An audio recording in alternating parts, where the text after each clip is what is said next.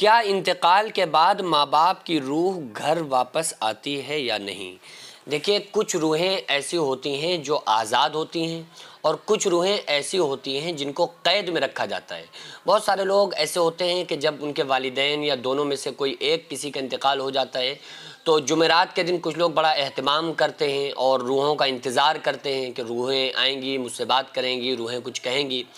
تو ہم اس چیز کا کس طرح سے اندازہ لگا سکتے ہیں اور اس چیز کی کتنی حقیقت ہے، کتنا سچ ہے اس میں اور کتنا جھوٹ ہے؟ دیکھیے، روحیں جو ہے نا وہ رہتی کہاں ہیں، پہلے آپ کو یہ سمجھنا پڑے گا۔ جب آپ یہ سمجھ لیں گے تو یہ کلیئر ہو جائے گا کہ روحیں کن لوگوں کی آتی ہیں، کن لوگوں کی آزاد ہیں اور کن لوگوں کی روحیں مقید ہیں۔ روح کا جو سسٹم ہے، جو ٹھکانہ ہے، اللہ تبارک و تعالیٰ نے دو روحوں کے ٹھکانے رکھے ہیں جن کو قرآن مقدس میں اللہ تبارک و تعالیٰ نے بیان فرمایا، وَمَا أَدْرَاكَ مَا عِلِّيُّونَ، کہ تمہیں کیا معلوم کہ علیجین کیا ہے۔ ایک جگہ اللہ تعالیٰ نے فرمایا، وَمَا أَدْرَاكَ مَا سِجِّينَ، تمہیں کیا معلوم کہ سجین کیا ہے۔ تو سجین اور علیجین یہ روحوں کا مسکن ہے، روحوں کے رہنے کی جگہ ہے، روحوں کا ٹھکانہ ہے۔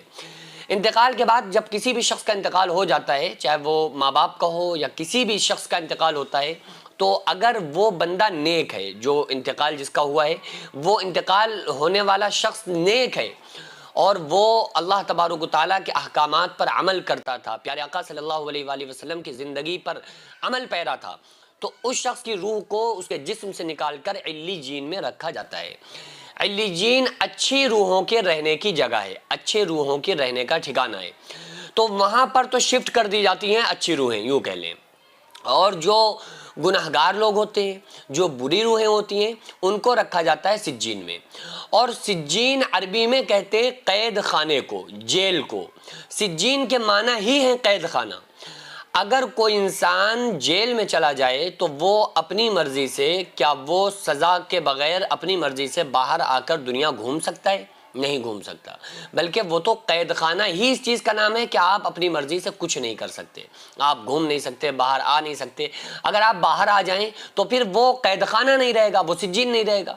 تو جو گناہگار لوگ ہوتے ہیں ان کی روحوں کو تو قید کر کے رکھا جاتا ہے، ان روحوں کو یہ اتھارٹی نہیں دی جاتی ہے کہ وہ جب جہاں چاہیں جیسے چاہیں چلی جائیں، ان کو کوئی اتھارٹی نہیں ہوتی ہے، بلکہ وہ تو سجین میں یعنی جیل خانے میں قید ہوتی ہیں اور ان کے اوپر عذاب ہو رہا ہوتا ہے۔ جو عالم برزخ کے جو عذابات ہیں اس میں وہ بندہ ملوث ہوتا ہے۔ اور جو نیک روح ہوتی ہے وہ جاتی ہے علیجین میں۔ علیجین نیک لوگوں کے رہنے کی، نیک لوگوں کی روحوں کی جگہ ہے۔ تو علیجین میں پابندی نہیں ہے، یعنی کہ وہاں یہ قید نہیں ہے کہ آپ نہیں جا سکتے، لیکن رہتی علیجین میں ہی ہیں، یعنی وہاں پر پابندی ہے سجین میں کہ گناہگار کی جو روحیں ہیں سجین میں قید ہیں، یہ جا ہی نہیں سکتی۔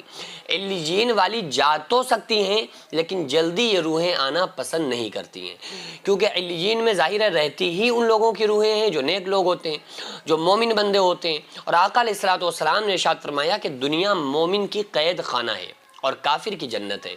تو دنیا مومن کے لیے قید ہے، تو وہ تو اس قید سے دنیا سے نکل گیا ہے نا، وہ تو یہاں چھوڑ کر چلا گیا اس دنیا کو۔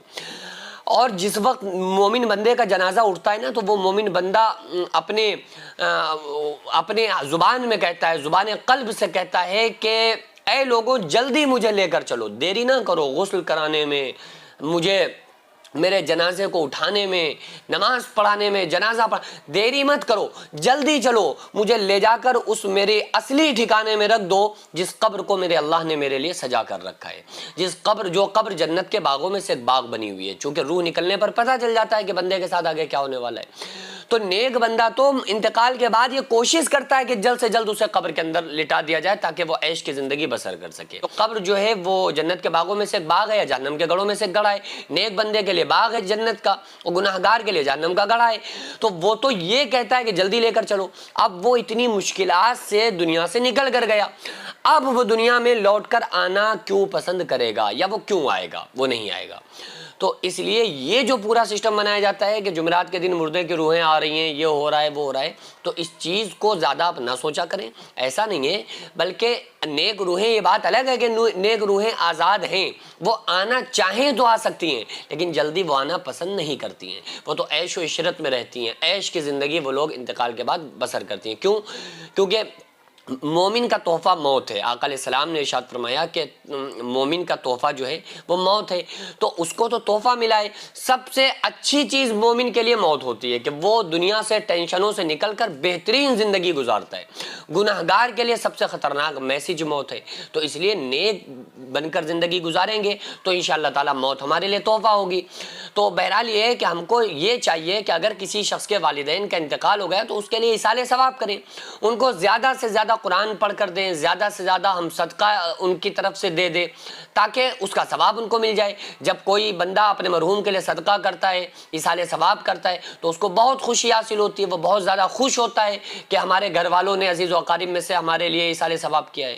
ابھی ضرورت ہے جو جینس مدرسہ منہاج الحسین آغازیہ مداریہ مکن پور شریف میں جو قائم ہے, چل رہا ہے, تو اس کا صرف ایک ہال ہے جس میں بچے رہتے بھی ہیں. جو بیرونی بچے ہیں وہ وہیں رہتے ہیں, وہیں کھاتے ہیں, وہیں پیتے ہیں. جن کے رہنے کا بھی کوئی پروپر کوئی ان کے رہنے کا کوئی ہال یا کوئی رہنے کے لیے ہاسٹل کمرے وغیرہ موجود نہیں ہیں, جس کی چھت پر انشاءاللہ تعالیٰ اگر کچھ کمرے بن جائیں تو بچوں کے رہنے میں اور اساتذہ کے وہاں پہ رکنے میں کچھ آسانی ہو جائے. کیونکہ پورا مدرسہ جو بنا ہے, اللہ رب العزت کی قسم کھا کے بتا رہا ہوں کہ بغیر کسی فنڈنگ, بغیر کسی چندے کے بنا ہے. جو اللہ نے مجھ سے کام لیا, میں نے خود کام کیا. اور یہ آپ کو فوقیت کے لیے نہیں بتا رہا ہوں بلکہ صرف آپ کے حوصلے کے لیے بتا رہا ہوں. تو اس کے لیے تعمیری کچھ کام ہونا ہے. آپ لوگوں سے خصوصی گزارش ہے کہ اس میں, اس کار خیر میں تعاون کریں, اس کام میں حصہ لیں تاکہ ہمارا یہ جو کام ہے, یہ جو مشن ہے, یہ کمپلیٹ ہو سکے. اللہ تبارک و تعالیٰ اس کا صلہ ہم کو عطا فرمائے.